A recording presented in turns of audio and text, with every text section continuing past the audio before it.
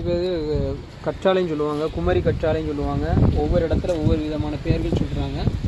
இது என்ன ஒரு விஷயம்னு பார்த்தீங்கன்னா, இந்த கற்றாழை வந்து பல்வேறு மருத்துவ குணங்கள் உடையது. மட்டும் இல்லாமல் இது குமரி கற்றாழைன்னு சொல்லுவாங்க. இது வந்து நம்ம அப்படியே ஒரு 7 தண்ணியில் கழுவிக்கிட்டு அப்படியே விட்டு நம்ம சாப்பிட்லாம். இதை வந்து வெட்டி நீங்கள் அப்படியே வச்சிங்கன்னா மஞ்சள் கலரில் ஒரு திரவம் வரும்.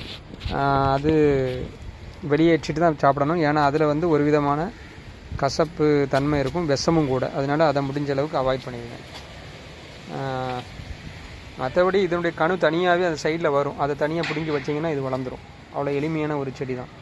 மானாவாரி நிலங்கள் எல்லாமே வரும். மரத்தை சுற்றி வச்சு விடாத மூலமாக மரத்தினுடைய வேர்களுக்கு ஈரப்பதத்தை காற்றில் வந்து உறிஞ்சி தரக்கூடிய தன்மையும் இதுக்கு இயல்பாகவே இருக்குது.